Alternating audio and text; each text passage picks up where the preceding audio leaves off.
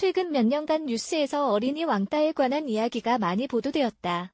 누구나 어린이, 왕따라는 단어를 입에 올릴 정도로 흔한 일이 되었고 이것이 무엇인지 모르는 사람은 없을 정도가 되었다. 왕따는 누구에게나 일어날 수 있지만 막상 왕따가 발생했을 때 대처 방법을 잘 아는 사람은 거의 없는 게 현실이다. 우리는 아이가 따돌림을 당할 때 어떻게 해야 할지 잘 알지 못한다. 결국 아이가 자신의 문제를 해결하는 방법을 배워야 한다. 다만 그렇다면 어른인 우리가 끼어들어 아이를 보호해 주어야 할까?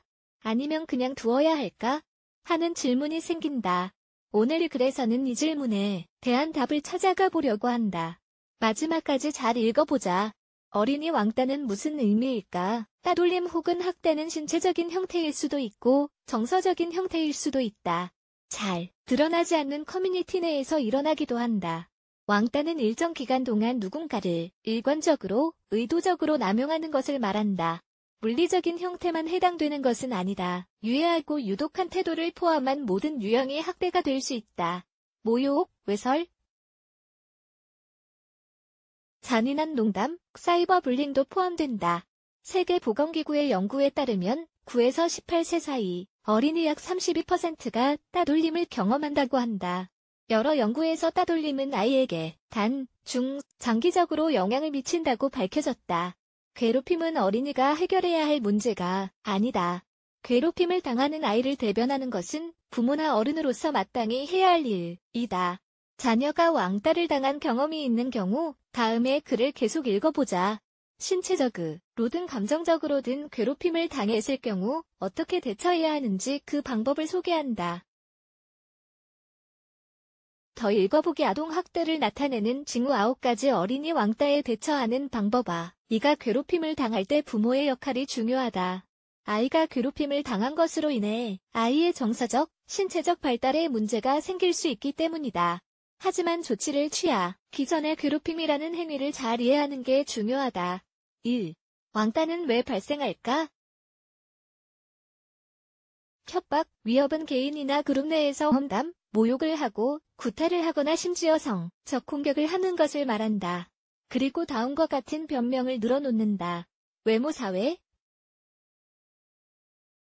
경제적인 지위 이상한 행동, 수줍어하거나 몸이 약한 아이는 쉽게 공격의 대상이 된다. 인종이나 종교 성적 지향, 이 경우 피해자가 동성애 성향을 가지고 있는지요. 부는 중요하지 않다. 공격하는 사람이 타인을 위협하기 위한 목적으로 말하는 것만으로도 충분하다. 아이가 괴롭힘을 당한 피해자인지 아닌지를 평가할 때 괴롭힘 행위가 점점 더 심해졌는지 아니면 일정 기간 동안 유지되어 왔는지 한 번만 그런 것인지를 고려해야 한다. 괴롭힘 행위가 장기간 지속되었는지 일회성이었는지를 먼저 분명하게 알아야 한다. 2. 부모가 개입하고 행동해야 하는 이유 어린이나 10대, 성인, 나이에 상관없이 괴롭힘을 당하면 심한 우울증에 걸릴 수 있다.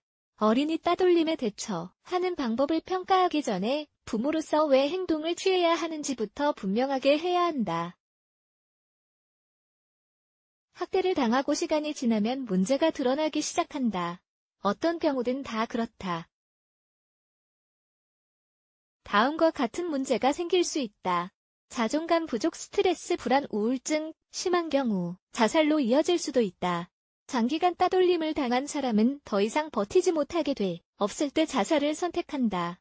더 읽어보기 우울증 치료에 도움이 되는 5가지 건강 간식 3. 왕따에 대처하는 부모의 행동 전략. 이제 부모가 자녀의 괴롭힘에 어떻게 대처해야 하는지에 대해 알아보려고 한다. 냉정하고 차분한 상태를 유지하는 것이 중요하다. 자녀가 의지할 수 있는 사람이 되어야 함을 기억하자. 첫 번째 단계, 무슨 일이 일었는지 조사하고 알아내기. 아이의 말을 들어보자. 무슨 일이 있었는지 알았든 아니든 간에 아이의 말을 신뢰하며 잘 들어보자. 아이가 부모를 신뢰한다면 솔직하게 이야기할 것이니 별다른 질문을 하지 말고 듣기만 해보자. 어떤 경우든 사실을 이야기한 아이를 처벌해서는 안 된다. 아이가 안전하다고 느낄 수 있게 해주자.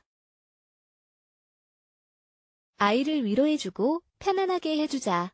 아이는 아마 축 처져서 사랑받고 쉬고 싶다는 생각을 할 것이다.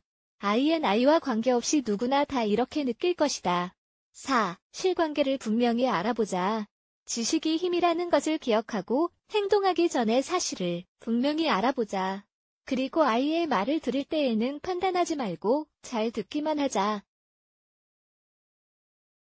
날짜, 장소, 증거 등 가능한 한 정확하고 자세하게 듣는 게 중요하다. 무슨 일이 있었는지 이야기해주면 아이에게 고맙다고 말하자. 어린아이들은 누군가에게 이른다는 것에 대해 죄책감을 느끼기 쉽다. 따라서 옳은 일을 했다는 것을 말해주자. 2번째 단계, 조치 취하게 아이의 선생님을 만난다. 아이의 선생님도 무슨 일이 일어나고 있는지 알아야 한다.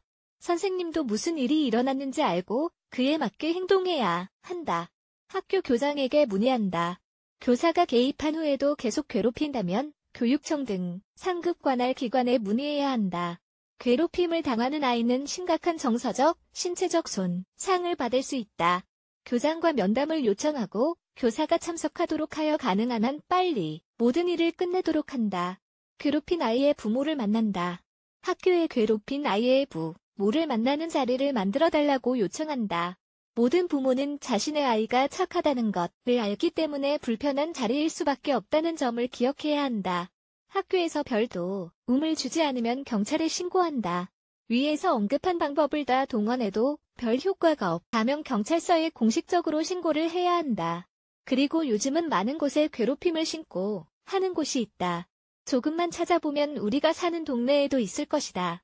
라디오나 텔레, 비전 광고에 보면 괴롭힘 방지 캠페인을 쉽게 볼 수 있다. 아이가 괴롭힘을 당할 때 어떻게 행동해야 할지는 쉬운 문제가 아니다. 부모로서 나서는 것이 너무 지나친 것 아닌가? 하는 생각을 할 수도 있지만 결코 그렇지 않다. 아이가 괴롭힘을 당하는 경우 주저하지 말고 조치를 취해야 한다. 괴롭힘은 결코 아이만의 문제가 아니다. 그리고 아이 스스로 해결하도록 내버려두지 않아야 한다. 아동학대범을 식별하는 방법. 주변 사람들이 아동학대범을 식별하는 일은 매우 중요하다. 보통 아동학대범들은 자신들이 학대하는 어린이들의 신뢰를 얻는 사람들이기 때문에 손쉽게 알아보기는 어려울 수도 있다. 이들은 특별한 신체적 특징을 가지고 있지도 않으며 특정한 인종, 종교 또는 성별과도 무관하다. 더 많은 것을 읽으십시오. 레츠 블락, 헤이 에즈, 와이.